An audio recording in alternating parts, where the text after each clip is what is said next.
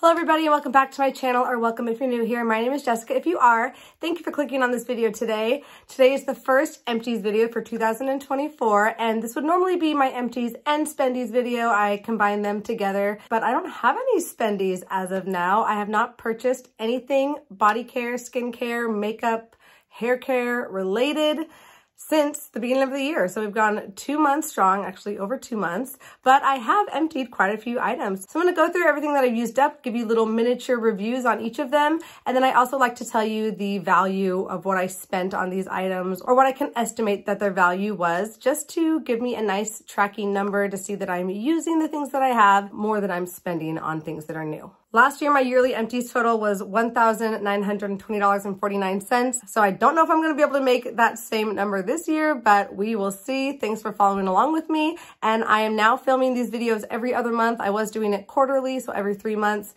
but those videos were just getting to be really long and I had a lot of empties and spendies to share with you each update. But I also don't want to do this every month because I feel like that's just a little bit too much for me. So we'll try every other month. We'll see how it goes. So these empties are all for the months of January and February of 2024. Let's start with the makeup because that's the most fun. From e.l.f., I finished 2 different setting sprays. This is their Dewy Coconut Setting Mist, and then I also have their Stay All Night version that I emptied out. These I purchased right around the same time, and I've been using them, kind of alternating through them throughout the time that I've had them, and it's probably been almost over a year that I've been working on them, and now they're empty, and I don't know that I'll be repurchasing these because I have a new setting spray from drugstore line that I want to try, or go for the full size of now that I've gone through the sample. But these were both valued at $10. I may have paid a little bit less for them, but I couldn't find that information in my Ulta because my account got hacked. Yeah, a little fun story. I'm not gonna get into it, but I got back in, but I couldn't find the details of my order from when I purchased these, which is what I like to do because I'm a very exact person. I try to be,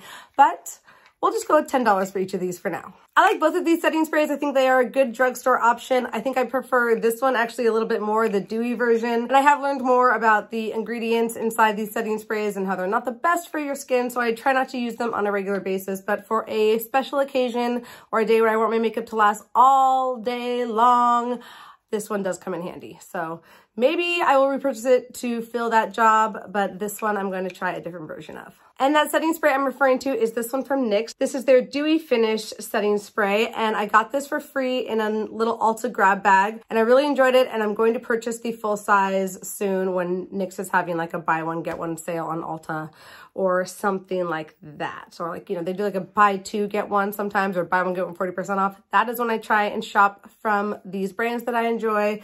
So I'm gonna keep my eye on that one. They do sell this little mini size on the Ulta website. This is their 18 milliliter size, and this is valued at $4. From that same Ulta grab bag, this is from NYX. This is their Plump Right Back Electrolyte Primer, and I really do like this primer. I've already gone through a full size of it. I'm not in a rush to go and repurchase it, but I was happy to receive this as a sample, and they also sell the sample size on the Ulta website. It has a value of $8, although I got it for free. Next makeup item is from my Rolling Project pan, so it may be familiar to some of you. This is from L'Oreal. This is their Infallible Gloss, and all of the writing has worn off of it because it was very well loved for quite a few months while I was panning it. And if you've watched my videos, you probably know I wasn't a huge fan of this formula, but I was able to use it pretty easily because it's such a neutral color and I could put it on over any lipstick and it worked just great. This had a value of $11.99, but I will not be running out to repurchase this gloss. I'm excited to use other ones. And the last makeup item is from Shiseido.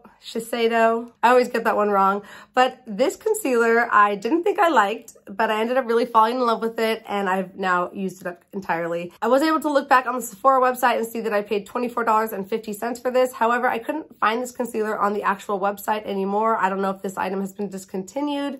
If it has, that's kind of a bummer because I really do love it. I wasn't planning on repurchasing it right away, but it would have been something I would have considered if I needed a concealer. But this one may be on the Shiseido website only. Don't quote me, but it's not on Sephora anymore, not that I could find. So maybe they've come out with another concealer that's similar. I can't say, but I'm happy that I was able to use this one up and got my money's worth from this expensive high-end concealer, and I did really, really enjoy the experience of it. It had a nice coverage, not too heavy.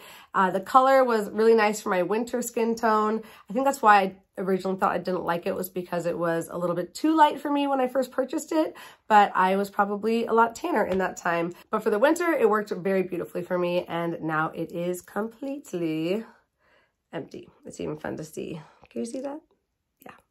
Yeah, she empty. So for makeup, I have $68.49 worth of empties. Moving on to my skincare category, I went through an entire big bucket of my CeraVe moisturizing cream. I've gone through several of these tubs, so obviously I love it. I use it on my face every single night, my body. It is such a great go-to moisturizer. However, I have moved on to their even more heavy-duty moisturizer, their CeraVe Healing Ointment. So that's what I'm currently using as a moisturizer, but this tub has a value of $19.99. I used up this sample from Pixi. This is their Glow Mud Cleanser, another one from that Ulta grab bag. This is also sold in this small size, I think. I might have that wrong, but this has a value of $2, and I actually did really like it. It had a nice soothing feel on the face, and it didn't upset my sensitive skin, so I liked it. I'm not gonna buy it, but I liked it. And from Kosas, I used up their sunscreen. This is the Dream Beam, so it's kind of like a illuminating, slightly tinted sunscreen, and I really do love this product.